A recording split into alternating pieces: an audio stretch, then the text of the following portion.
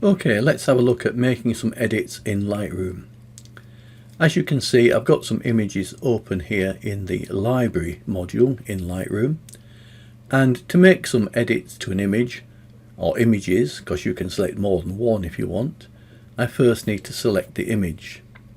To select an image, I can simply go onto it, click on it, and the image is selected. It gets a white border around it, and the whole cell becomes lighter. With the image selected, I can move over to the options over here, and I've got a quick develop panel. If I open that, there's some basic options there which I can manipulate. There's an option there for presets, which I'll come to later. There's one for white balance, and there's an option for tone control, which at the moment is very basic. As you can see there, all I've got essentially is exposure, clarity and vibrance. I can alter these here. Most of these options have a double-headed arrow which moves things in large steps. So for the exposure one, for example, it increases or decreases the exposure by a whole stop, whereas the single arrow does things in 1/3 stop increments. So I can use this to increase or decrease the exposure. Let me just decrease the exposure to show the effect. You can see as I do that, then the thumbnail, which you can see on the screen, also goes dimmer to indicate the exposure has been reduced. And also notice that a little symbol appears with a sort of plus or minus option on it, which indicates that the photo has got develop adjustments on it. Quite a nice little feature, I suppose. If you want to make slightly more considered changes, you can click on the little arrow here next to tone control, and it gives you a few more options. So now, for example, you've not just got exposure, but you've got contrast, and you can also manipulate the highlight, shadows, whites and blacks separately, much as you can in the develop module itself, or in Adobe Camera Raw for that matter. It's worth noting that all changes you make in Lightroom are non-destructive. The changes you make to a file are written to the catalogue. If you've got the option selected, they can also be written to an accompanying XMP file. I strongly suggest you do that, because not only is it a backup for the catalogue, it also means that the changes can be read by other applications, not just Lightroom. Because the changes are non-destructive, if at any time you want to revert back to the original file, all you need do is to click Reset All, and all the changes that you've made to that image are undone. Note all the changes. There isn't an option to go back and undo individual changes, unless that is you create snapshots, and we'll say more about those later. If you have an image selected and you don't want it to be selected anymore, simply press Ctrl D, and Ctrl D removes the selection. Okay, let's have a look at another image and do something a little bit different to it. I'll select this image up here, so I'll click on that and select that image, and I want to do something which isn't available in the library module. So having selected it, I'll go to the develop module and see what we've got in there. Now you can see when I open that image up in the develop module, the screen is entirely different. Down the right hand side over here we have the histogram, and then below that we have some various options. We have these various panels which live under the settings tool or the edit tool. We have a crop tool, we have a remove tool, a red eye tool and a masking tool. These options all work in a very similar way to Adobe Camera Raw. Some of the terminology is a little bit different, but in fact they all use the same engine underneath, so a lot of what they do is identical. Over on the other side, on the left hand side of the screen, you have presets. Some presets are included with Lightroom, others you can beg, steal, borrow or even buy from other sources. It's worth noting that when you install a preset in Lightroom, it automatically becomes available in Adobe Camera Raw as well, and vice versa. So all you do is load the preset into one and it becomes available in the other. That's a nice little touch, I think. In the Develop module, under the presets, if I scroll down far enough, we will find a history panel, and if I open up the history panel, you can see all the various things that have been done to this image at one point or another. And unlike with the library module, you can go back to a specific point without having to undo all of the changes that have ever been made to that image. Let's have a look at the crop tool, because the crop tool in Lightroom is a little different from that in Photoshop. If I click on the crop tool, we get a grid drawn around the image, the cropping grid. It defaults to original, but you can go in here and you've got various options, including 1:1 or square or 4:5, which happens to this one is 10:8. These are ratios, by the way.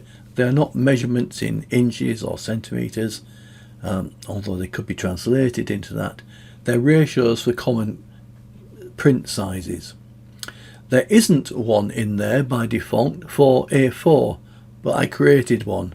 I simply went into enter custom and I typed in, well, I actually typed in 210 by 297, and when I did that, Lightroom has automatically converted that into a ratio of 2.1 by 2.97, which is A4. So I've created a custom crop, if you like, for A4, and having created it, I can simply choose it by clicking on it, and the grid gets resized to that particular ratio. And then, just as I can in Photoshop, I can use that to maneuver around and decide what I want in the image and what I don't, and decide what my crop is going to be. As with Photoshop, there are various grids available which you can cycle through. Pressing O, the letter O, that's not 0, cycles through different grids, and you can see various grids that you can choose from. You don't have to have the standard rule of thirds grid, which that one is. You can have a multi-cell grid or a diagonal grid, all sorts of grids, golden ratios, all sorts of things that you want. By the way, pressing Shift O flips the grid. It's only useful on certain overlays, but you can choose which one you want. You can actually choose which overlays appear in the cycle of things if you want. You can set that over here in the tools options, and you've got the crop grid overlay, and you can choose which grids actually appear. One useful grid is the one that shows you the actual crop area based on the different ratios. Unfortunately, that doesn't show you any custom ratios that you may have set, which is a bit annoying, but it is there. So I'll go back to my rule of thirds. If you want to flip the ratio, by the way, so it's portrait instead of landscape, simply grab it by one corner and you can flip it that way, and you can have a portrait crop of the same proportions by doing that. It's a bit fiddly. Why they can't just have a button which lets you swap it, I don't know, but it doesn't appear to have. You simply grab it by a corner and drag it until you get a grid that goes in the opposite direction, and then you can place it as you want.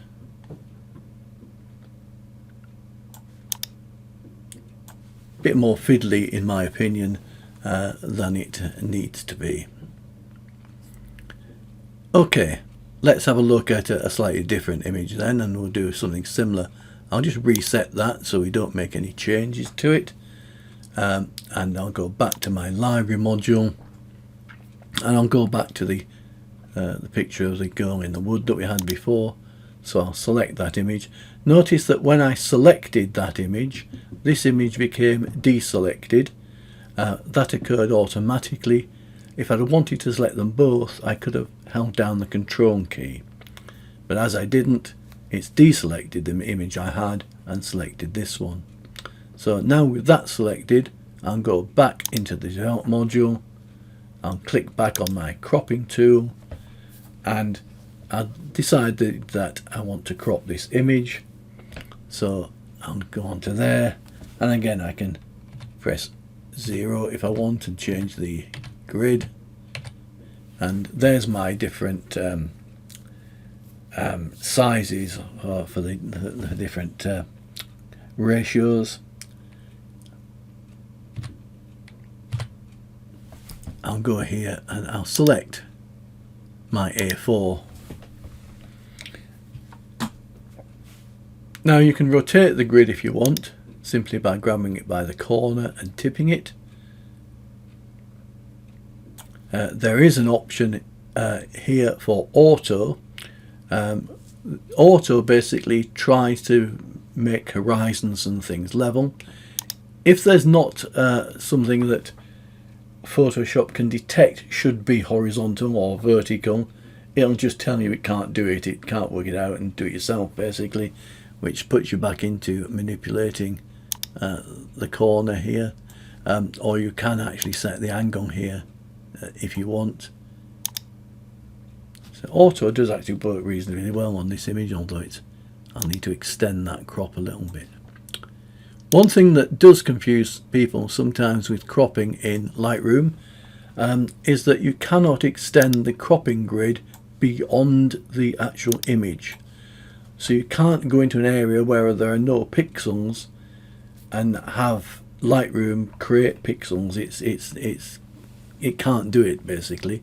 You have to remain within the image when you do a crop, which can be a little bit awkward. You have to keep this cropping grid entirely within the image. You cannot go outside it. And if you try, it basically doesn't let you. Let's reset that and go back to my A4.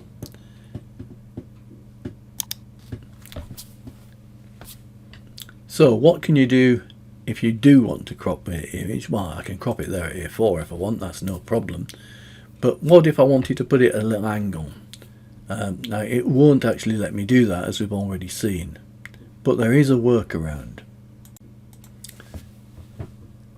As it won't let me actually crop it and include bits of the image which are, or bits, shall I say, that are outside of the image, the workaround is a little bit of a fudge, but it does work. I'll just reset that for the time being to go back as it was. And what I'll do instead is I'll go to the transform option down here. And what I can do is I can actually alter the scale of the image. So if I go to the scale option, I'll reduce the scale of the image, which basically makes the image smaller within the frame. So having made the image smaller, I can then go back to the cropping tool, choose my crop, whatever it is, and now I can take my grid and rotate it and include bits of the image which were previously outside of the image. So I've got a bit here, for example, and a little bit there, which are outside the boundaries of the original image. And if I do that, Lightroom is quite happy to crop that. So you can crop outside the boundaries of the image. It's a bit of a fudge and you end up with these white bits. There's not a lot you can do about those other than take the image into Photoshop and use the various Photoshop tools to get rid of the white bits, which means you might as well crop it in Photoshop in the first place, if you ask me. It's a bit of a limitation, but it is there. Okay, I'll just reset that and go back to it as it was. If there's one thing Lightroom is very good at, it's enabling you to copy edits from one image to another. Let me go back to my library module and I'll deselect that image. I'll just press Ctrl D to deselect that image, and I'll choose a couple of other images instead. So I've got some here which all look very similar, so I'll choose those three. I'm holding down the Control key to choose those, and those there. So I've got 5 images selected there. They're all of a very similar exposure. They're all very similar images, in fact. But I've selected all 5 of them at the minute. So having selected them, I'll go into the develop option. Now it shows me one image there, and I'll make the changes to one image. But notice down at the bottom there is a sync option. If I bring up my film strip, you'll be able to see this a little bit better on the film strip down here as well. So I've got this image here, and I'll just make some very crude adjustments to it so you can see what's going on. I'll take the image, I'll go into the basic options, and I'll just boost the exposure. I'll put it something ridiculously high just so you can see what's going on. And as you can see, that image has now had its exposure adjusted. You can see it here on screen. You can also see it down here on the thumbnail in the film strip. It's changed as well. Now notice here there is a little option called sync. If I click that sync option, it basically says, okay, what do you want to sync? And these are the things it will copy by default from one image to the other. Notice certain things are not copied by default. That includes things like using the remove tool, using the crop tool, using the transform tool, because those are likely to be different for different images. So those are not done by default. So having done that, I'll leave those blank, and I'll just click on synchronize, and then all those changes, whatever they were, will be applied to all of those images, and you can see the thumbnails for them all have actually updated. On the sync button here, there is a little switch next to it, and if you flick that switch, sync becomes auto sync, which means now that changes you make to an image will automatically be synchronized to them all. You don't have to press sync each time. It's a little bit more dangerous, and if you've got lots of images open, it can slow you down a bit because it takes time to apply the changes to all of the images. But you can see the effect on all of the images instantly. So if I go up here, for example, now, and I knock this exposure back again, you see automatically as soon as I did that, all of the thumbnails change. So whenever I make a change, that change is automatically transferred to all of the images which I've got synchronized. I don't have to keep pressing the sync button to copy the changes from one to the other each time. So that's quite nice. But as I say, if you've got lots of images open, it can slow you down a little bit. I'm just going to switch off auto sync by flicking the switch back again, for the time being and put it into sort of normal mode, as it were. And I'm going to try something a little bit more complicated this time. What I'm going to do is I'm going to go to this image here. I'm going to select my masking tool, and what I want to do in this case is just select the girl. So I'm going to click on the girl here. So I'm selecting the person rather than subject. That way it doesn't select the log, it doesn't select the row she's holding, it just selects the person. And then with the person selected, I'll create a mask. And again, just so that you can see the effect, I'm just going to bump the exposure up a little bit, or quite a lot, so you can see the effect. And while I'm there, I'll alter the hue a little bit as well, make a purple. So I'll alter that to so you can see the effect. And then what I'll do here is I'll click on sync, and I get this normal dialog box popping up, and I could just leave it as the default, but this time what I want to do is I want to copy the masking as well. So I'll just click on masking, and if I do that, that will make sure that it not just copies the mask, it regenerates the mask for each of the individual images. So if I do that and hit synchronize, it takes a little time to do it because it's got to build the mask for the other images, but when it does that, you can see there that it's actually masked those images properly, and each of those images has actually been masked properly. If I go through here, you can see on the little preview up here that despite those images being slightly different, the mask has been applied as we would like it to be applied. So all of that's worked really nicely. I'll just hit reset to reset the image, and what then I'll do is to sync that again to all of the other images, including the masking, to put everything back as it was. So that's one way to copy images, to copy settings from one image to another. There is another way, and for this I'll just select the one image. I'll just go back to the library module, and I'll deselect all those images just by pressing Ctrl D, and I'll just select one of the images, and I'll just go in and make some weird and wonderful changes to it. So I'll go into the develop module, and again I'll just alter the exposure, but I could be altering anything, and I'm just going to change that one image.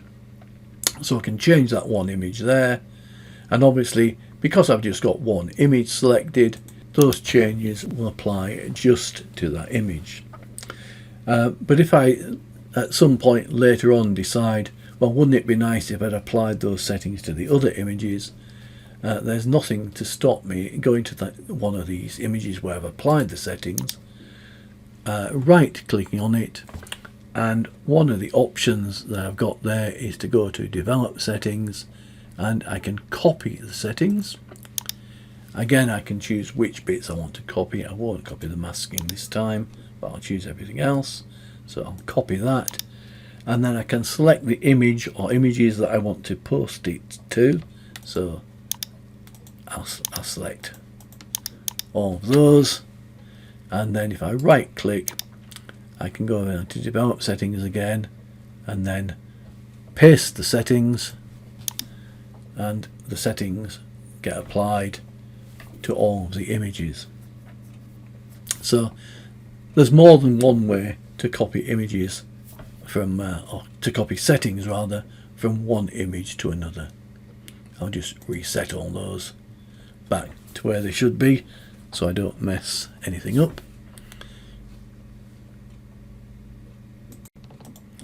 Okay, so I'll just unselect those, and I'm just going to finish with a little bit about virtual copies, which is something unique to Lightroom. Let's take this image here. It doesn't matter which one, I'll just select that one. Now it may be that I want to create several versions of that image. I might want to create a black and white version. I might want to create one in A4 size, one in 8.5 by 11 size, for different printing on different papers and such like.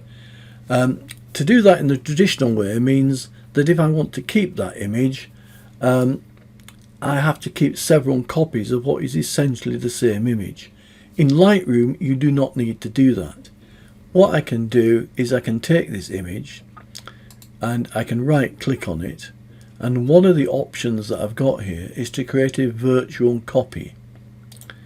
Now when I create a virtual copy, you can see here that I get what effectively looks like a duplicate of that image. The thing that gives it away as a virtual image, or a couple of things. First of all, you get this 1 of 2 option up here to indicating that this is part of a stack, and a 2 of 2 indicating that this is part of a stack as well. It's a stack because it's part of the same image. The copy also has this little curled page icon in the bottom left corner to indicate it is a copy. And I can create as many virtual copies as I want, so I'll just create a couple more. So I've got this here is the original image, and I've got here 3 virtual copies of it. Now these virtual copies don't actually physically exist. What Lightroom is allowing me to do is to create separate catalogue entries for the same image, which can contain different adjustments, which means that it's much more efficient in disk space because all it's storing are the changes in the catalogue. It's not storing the same file 4 times. So I can take a virtual copy and I can edit it in much the same way as I can edit any other file. So I can click on it, for example, I can go into the develop module, I can go in and play around with various bits. I'll just do a very basic conversion to black and white. Maybe I'll just go into the options here and reduce the saturation to 0 to create it to create a black and white copy of it. So if I do that and then go back to library, you'll see that I've got the original image here and I've got this black and white version of it here. This black and white version does not physically exist. All that exists is the original image plus an entry in the catalogue which says this is an alternative version and these image changes have been made to it. In the same way, I can go to this copy image here, and maybe I can go to this, go into the develop option and create let's create a crop. I'll go in and I'll crop it. I'm using the crop tool. I'll select that I want to use the A4 crop. I want to crop it maybe so it looks like that. So I'm happy with that. So there's my image. Again, I'll go back to the library. So again, now this image doesn't exist either. I've got the original image and some information in the catalogue about how it should be cropped to produce this option here. So if I wanted a different crop, maybe for a magazine publication or something, I could go in here, I could go into my develop option, I could choose my cropping tool, go into my cropping ratio. Most magazines require 8.5 by 11, so I can go onto that, crop it to that particular setting. Again, once I'm happy with that, I can do that, and obviously I can do anything else I want to this image. So I could go in and I could apply a preset to it. Let's try we'll just go for this high contrast one here, just for the sake of applying something, and then go back to my library, and again I've now got my original image plus my virtual images, which don't actually physically exist. If I wanted to make these images real, if you like, so I could submit them to magazines or print them, or I can print them out without making them real, but if I wanted to give them to somebody, then I can right click on the image and obviously choose the export function and export it, and I can export it in whatever format I want. I suppose if I was giving it to somebody, I'd probably export it as a JPEG, but you can export it as a PSD file or whatever format you want, really, in order to give it to somebody. It's just a very efficient use of disk space. So each of these images, as you can see, is supposedly just over 30 megabytes, 30.1 megabytes in most cases, which, if you take the fact we've got 4 of them, that's something like 120 megabytes, but in actual fact we're only using something like maybe 31, 32 megabytes for all 4 images, because we've virtualized the copies. Okay, that just about wraps it up for basic editing in Lightroom. Thanks for listening.